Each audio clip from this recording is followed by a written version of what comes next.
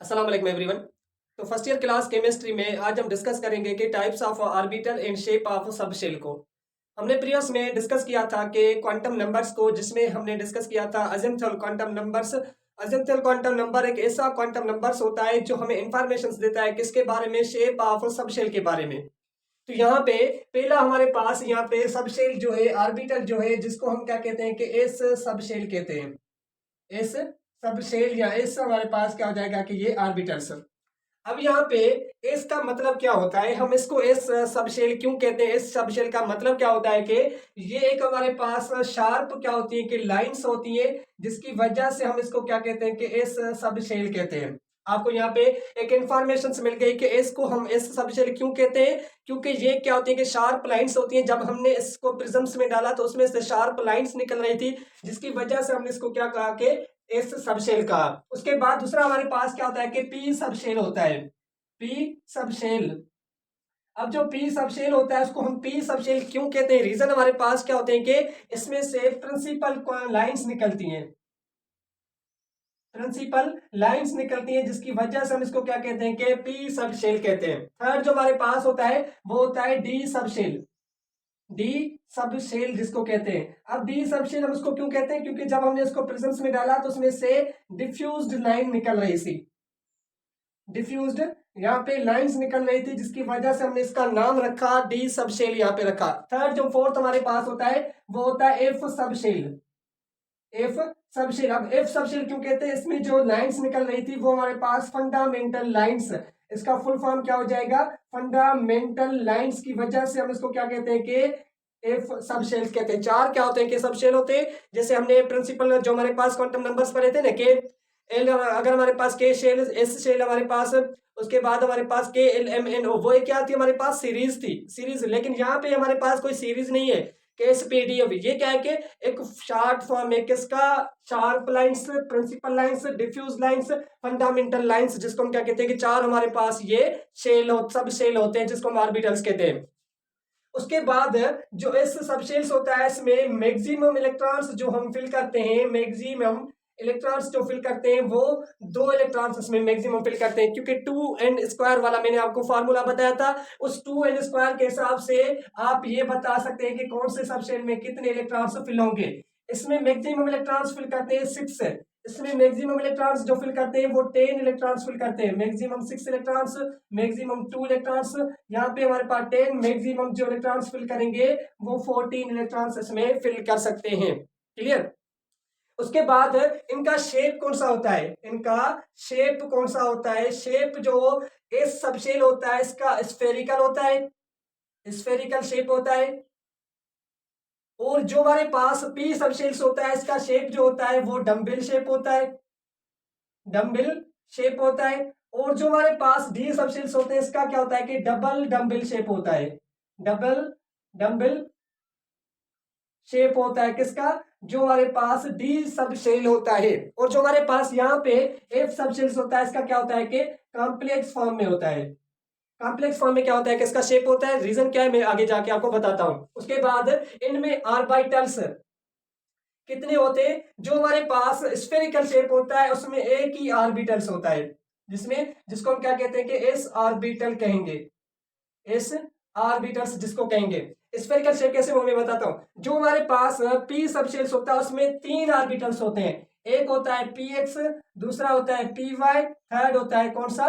P Z होता है। ये क्या है कि दो मान इसके बीच में तीन सबशेल्स होते हैं। उसके बाद जो हमारे पास डी सबशेल्स होता है उसमें जो यहाँ पे ऑर्बिटल्स है ना, ये एक ऑर्बिटल्स, ये सेकंड ऑर्बिटल्स को पी एक्स, ये पी वाई, ये क्या हो गया कि पी जेड हो गया। जो डी सबशेल होता है इसमें 7 सबशेल्स होते हैं, सॉरी 5 इसमें क्या होते हैं कि ऑर्बिटल्स होते हैं। कौन कौन से?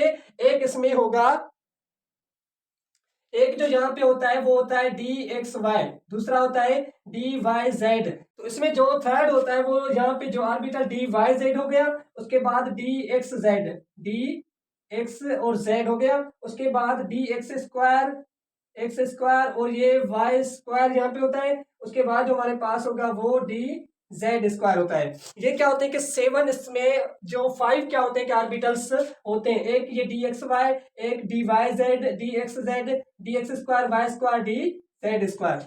बाकी जो एफ होते हैं ना, एफ के आप याद ना रखें, क्योंकि एफ में जो होते हैं वो होते हैं कॉम्प्लेक्स होते हैं, वो ज्यादा है, तो वो ज्यादा हमारे पास ये यहाँ पे नहीं पढ़ाए जाते। जस्ट आपको ये तीन याद होने, एक का इसका ऐसा जो हमारे पास एक ही होता है P X P Y P Z होता है, D X Y D Y Z, ये है।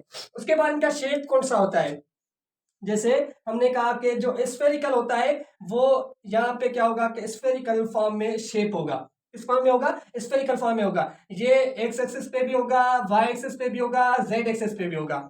अब जो हमारे पास ये हो सकता है कि इसकी साइज ज्यादा भी हो सकती है, साइज कम भी हो सकती है। अगर हमारे पास n इज इक्वल्स 1 होगा उसकी साइज कम होगी, n इज इक्वल्स 2 होगा उसकी साइज ज्यादा होगी, n इज इक्वल्स 3 होगा उसकी साइज ज्यादा हमारे पास होगी। तो वो डिपेंड करते हैं, साइज जो होगी वो n के नंबर पे डिपेंड करेगी, जितना n का नंबर होगा उसकी उतनी ज्यादा क्या होगी कि साइज होगी। अगर हमारे पास K शेल है तो उसमें से S की साइज स्मॉल होगी, L शेल है तो उसमें S की साइज क्या होगी, बड़ी होगी। अगर हमारे पास M शेल है तो उसकी साइज क्या होगी, बड़ी होगी, लेकिन शेप सबका क्या होगा कि सेम ही होगा। उसके बाद जंबल से पी का शेप जो हमारे पास था एक पी एक्स वाई, तो ये क्या होता है कि एक्स एक्सिस और ये वाई एक्सिस और बीच में जेड एक्सिस, तो यहाँ पे क्या होगा कि इस टाइप का हमारे पास ये शेप होगा, किसका, पी एक्स का। दूसरा क्या है कि पी वाई का, तो पी वाई का जो हमारे पास शेप होता है वो ये एक्स एक्सिस, अब यहाँ पे ये इस टाइप का क्या होगा कि शेप होगा। दूसरा जो हमारे पास जेड है वो जेड क्या होगा कि ये एक्स एक्सिस और वाई एक्सिस, अब ये मतलब कि जेड हमारे पास यहाँ पे होता है, तो ये इस टाइप का क्या होगा कि इसका एक शेप यहाँ पे बनेगा। क्लियर। उसके बाद हमारे पास क्या है कि डी एक्स वाई, मतलब इनके 5 आर्बिटल्स बनेंगे। कौन कौन से, एक तो आर्बिटल्स बनेगा कौन सा, ये एक्स एक्सिस, ये वाई एक्सिस, एक यहाँ पे डंबल शेप, एक ये दूसरा यहाँ पे डंबल शेप। क्लियर। जो हमारे पास डी वाई जेड वाला, अब ये डी वाई जेड का यहाँ पे ये वाई जेड, और ये हमारे पास क्या है कि वाई, अब ये एक शेप यहाँ पे बनेगा, एक शेप जो है वो यहाँ पे बनेगा। क्लियर। अब उसके बाद हमारे पास क्या है D X Z, D X Z में हमारे पास ये हो गया कौन सा, एक्स एक्सिस, और ये वाई एक्सिस, ये जेड एक्सिस, मतलब कि एक आर्बिटल्स में यहाँ पे बनेगा, एक आर्बिटल्स में यहाँ पे ये बनेगा। दूसरा हमारे पास क्या है D X square D Y square, मतलब कि एक हमारे पास एक्स स्क्वायर के ऊपर, मतलब कि ये दो आर्बिटल्स यहाँ पे स्क्वायर के ऊपर बनेंगे, और ये वाई स्क्वायर के ऊपर भी हमारे पास बन जाएगा। उसके बाद क्या है कि डी जेड स्क्वायर, तो ये डी जेड एक यहाँ पे बनेगा, दूसरा भी इसके ऊपर ही बनेगा, जिसको हम क्या कहते हैं कि ये 5 आर्बिटल्स होते हैं किसके, जो डी सब शेल्स होते हैं। ये हो गया डी एक्स वाई का, डी एक्स वाई, और ये हो गया डी वाई जेड का, और ये हो गया डी एक्स जेड का, और ये हो गया डी एक्स स्क्वायर, और ये वाई स्क्वायर, मतलब कि एक्स स्क्वायर पे भी होगा, वाई स्क्वायर पे भी, इसके दो ऊपर होंगे। तो ये हमारे पास हो गया डी जेड स्क्वायर का। उसके बाद हमारे पास क्या है कि इसमें कुछ और पॉइंट्स जो नोडल प्लेन्स कहलाती है, नोडल प्लेन्स। अब नोडल प्लेन्स क्या कहलाती है, ऐसा रीजन, ऐसा स्पेस जहां पे इलेक्ट्रॉन्स हमें ना मिले, ना मिलने की हमारे पास क्या हो के, मतलब कि कोई ऐसी प्लेस हो, कोई ऐसी जगह हो जहां पे इलेक्ट्रॉन्स बिल्कुल एग्जिस्ट ना करे, उसको हम क्या कहते हैं, नोडल प्लेन्स कहते हैं। अब जो नोडल प्लेन्स, इसमें क्या होता है कि हर जगह पे इलेक्ट्रॉन्स होता है, हर जगह पे क्या होते हैं कि इलेक्ट्रॉन्स होता है, कोई ऐसी जगह नहीं जिस पे इलेक्ट्रॉन्स ना हो, तो एस सबसेंस में no nodal plane, no nodal plane, इसमें कोई भी ऐसी जगह नहीं जहां पे इलेक्ट्रॉन्स जो है वो एग्जिस्ट ना करे, हर जगह पे इलेक्ट्रॉन्स आपको मिलेगा, हर प्लेस पे आपको इलेक्ट्रॉन्स मिलेगा। जो पी सबशेल्स होते हैं ना, इसमें एक वन नोडल प्लेन्स होता है, वन नोडल प्लेन्स इसमें क्या होता है कि प्रेजेंट होता है। कहां पे, इलेक्ट्रॉन्स आपको यहाँ पे मिलेंगे, इलेक्ट्रॉन्स आपको यहाँ पे मिलेंगे, लेकिन इस जगह पे इलेक्ट्रॉन्स आपको नहीं मिलेगा। पी में क्या होता है कि वन नोडल प्लेन्स होता है जहां पे इलेक्ट्रॉन्स नहीं मिलता, ये जो प्लेस है इस प्लेस पे आपको इलेक्ट्रॉन्स कहीं पे भी नहीं मिलेगा, ये प्लेस इस पे इलेक्ट्रॉन्स आपको नहीं मिलेगा। तो डी सबशेल में भी क्या होते हैं कि नोडल प्लेन्स होते हैं, बाकी एफ जो है वो क्या है कि कॉम्प्लेक्स है।